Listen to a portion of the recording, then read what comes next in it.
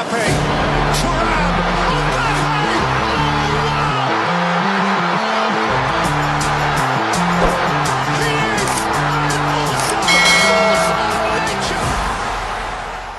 የአውሮፓ ሻምፒዮንስ ሊግ የግማሽ ፍጻሜ ተፋላሚ ሁለት ክለቦች ተለይተው ታውቀዋል። ተጋጣሚዎቻቸውን ዛሬ የሚያውቁ ይሆናል።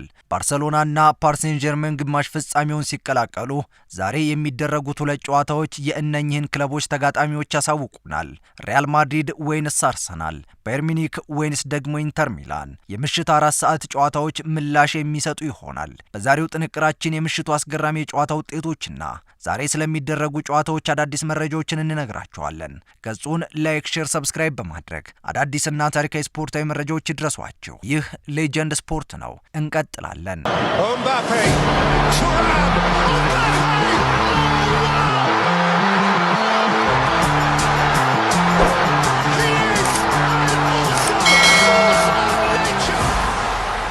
ውጥረት በተሞላው ሁለት ጨዋታዎች ውጤት ፓሪስ ሴን ጀርመንና ባርሴሎና ለግማሽ ፍጻሜ ደረሱ። ሃንሲ ፊሊክ ለመጀመሪያ ጊዜ በዶርትመንድ ቢሸነፉም ወደ ግማሽ ፍጻሜው ለማለፍ ግን አላዳገታቸውም። አስቀድመው በሜዳቸው የሰሩት የቤት ስራ ለዚህ ድል ያበቃቸው ፍሊክ ባርሴሎናን እየመሩ ወደ ጀርመን ሲያቀኑ ብዙ የስፖርት ቤተሰብ አስቀድሞ የገመተው የቤት ስራው አስቀድሞ ተጠናቋል፣ ስለዚህ ተሰርቷልና ያን ያክል አጓጊ አይሆንም የሚል ነበር።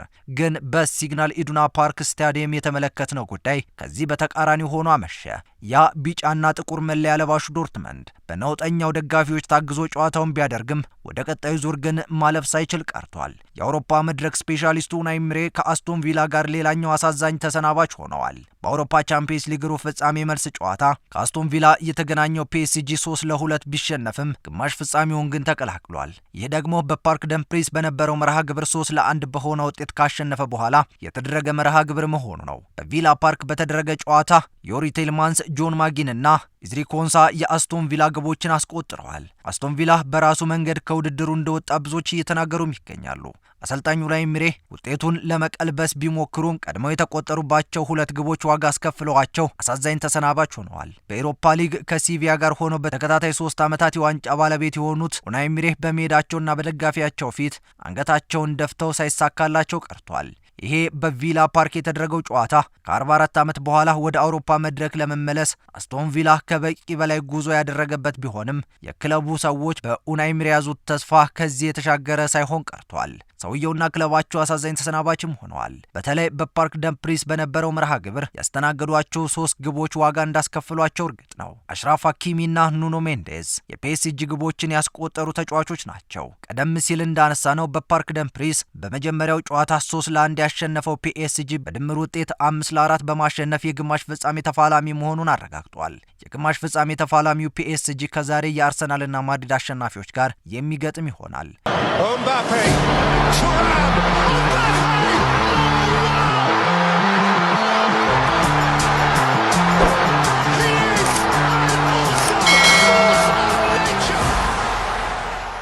ያለፉትን 6 የእርስ በርስ ግጥሚያዎችን በድል ያጠናቀቀው ባርሴሎና በዶርትመንድ ተሸንፈዋል፣ ግን በድምር ውጤት ወደ ግማሽ ፍጻሜ ተቀላቅሏል። ይህ 7ኛ የእርስ በርስ ግጥሚያቸው ሲሆን ዶርትመንድ ለመጀመሪያ ጊዜ ባርሴሎናንም አሸንፏል። በሲግናል ኢዱና ፓርክ በተደረገው ጨዋታ ሴሪው ጉራሴ የዶርትመንድን 3 ግቦች በማስቆጠር ሃትሪክ መስራት ችሎም ነበር። ይህ ተጫዋች በዶርትመንድ ቤት እየጎመራ የመጣ ተጫዋች ነው።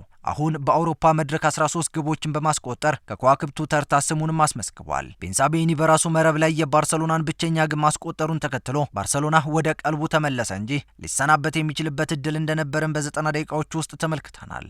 አስቀድመን እንዳነሳነው በኑ ካምፕ ስታዲየም በሮቤርቶ ሌዋንዶውስኪ 2 ግቦችና በራፊኒያ እንዲሁም በላሚን ያማል አንዳንድ ግቦች ታግዞ 4-0 በሆነ ውጤት ማሸነፉ ለዚህ ክብር ቢበቃም የግማሽ ፍጻሜው መርሃ ግብር እጅግ ተጠባቂ እንዲሆን አድርጎታል። ባርሴሎና በግማሽ ፍጻሜው ከሌላኛው የጀርመን ክለብ ባየር ሚኒክ አለበለዛም ከጣሊያኑ ክለብ ኢንተር ሚላን ጋር የሚገጥም ይሆናል። ኢንተር ሚላንና ባርሴሎና በአውሮፓ ሻምፒየንስ ሊግ ታሪክ በፍጻሜ ተፋላሚ ሆነው እርስ በርስ የመገናኘት እድል አንድ ጊዜ ብቻ ነበር የነበራቸው። በፍጻሜው ኢንተር ሚላን ባርሴሎናን አሸንፎ የዋንጫ ባለቤት የሆነበት የቅርብ ጊዜ ታሪክም ነው። የክለቡ ተጋጣሚን ለማሳወቅ የምሽቱ መርሃ ግብር ድግስ ተዘጋጅቶ እንግዶች እየተጠበቁ ናቸው። የካታላኑ ክለብ ከ5 ዓመት በኋላ ለመጀመሪያ ጊዜ ግማሽ ፍጻሜ የደረሰበት ውጤትም ሆኗል። Mbappe, Thuram,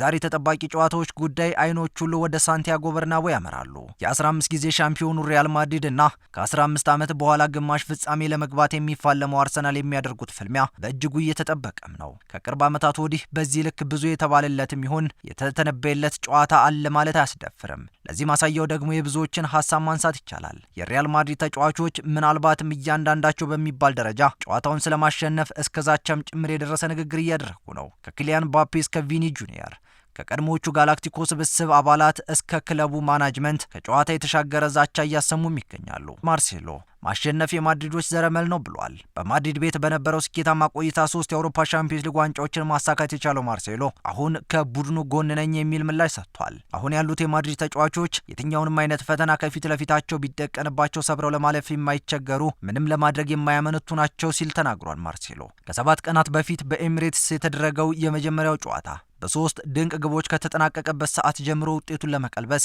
የመልሱ ጨዋታ የናፈቃቸው ሎስ ብላንኮቹ ይሄው የድግሱ ቀን ላይ ደርሰዋል። እንግሊዛዊው አማካይ ጁድ ቤሊንግሃም ምሽቱ የሪያል ማድሪድ ነው ሲል ከቪኒሲየስ ጁኒየር እስከ ኪሊያን ምባፔና አንቶኒ ሩዲገር ውጤቱን ለመቀልበስ ለሪያል ማድሪድ ከባድ እንዳልሆነ እየተናገሩ ነው። የአውሮፓ ሻምፒዮንስ ሊግ ዋንጫ ማንሳትን በርካታ ጨዋታ በማድረግ ቀዳሚው ሰው ካርሎ አንቸሎቲ ውጤቱን የምንቀለብስበትን ሁሉንም ነገር እናደርጋለን ሲሉ ተደምጠዋል።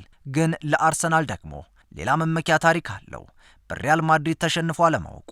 ስፔናዊው የአርሰናል ግብ ጠባቂ ዴቪድ ራያ ይህንን የሚያጠናክር አስተያየቱን ሰጥቷል። የተገናኘነው የራሳችንን ታሪክ ለመጻፍ ነው ብሏል። ከ19 ዓመት በፊት የተጻፈው ታሪክ የሌሎች ነው የሚለው ራያ አሁን የራሳችንን ታሪክ በራሳችን ልንጽፍ ስራ ጀምረናል ይላል። የአርሰናል የመከላከል ጥንካሬና የኋላ ታሪክ እንዳለ ሆኖ ማድሪድ በመጀመሪያው ጨዋታ 3 እና ከዚያ በላይ ግቦች ተቆጥረውበት ውጤቱን ከቀለበሰ 40 ዓመታት መቆጠሩ በምሽቱ መርሃ ግብር የተለየ ተአምር እንደሚያስፈልገው ሌላኛው ማሳያ ተደርጎ ተቆጥሯል። ሳንቲያጎ በርናባውን ለመድፈኞቹ ሲኦል ለማድረግ የተዘጋጁት ማድሪዳውያን ከ18 ዓመት በታች ዕድሜ ያላቸውና ዕድሜያቸው የገፉ ደጋፊዎች እንዳይገቡ በማድረግ በጩኸት ከቡድናቸው ጎን ለመሆን ዝግጅታቸውን ስለማጠናቀቃቸው ዘግቧል። አሁን ሰዓቱ መቁጠሩን ጀምሯል። ከምሽት 4 ሰዓት ጀምሮ አይኖች ሁሉ መዳረሻቸው ሳንቲያጎ በርናባው ይሆናል።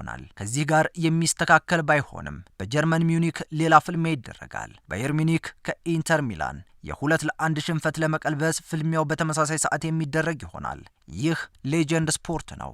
ይህንን ቻናል ላይክ፣ ሼር፣ ሰብስክራይብ በማድረግ አዳዲስና ታሪካዊ ስፖርታዊ መረጃዎች ይድረሷችሁ። ቸር ቆዩልን።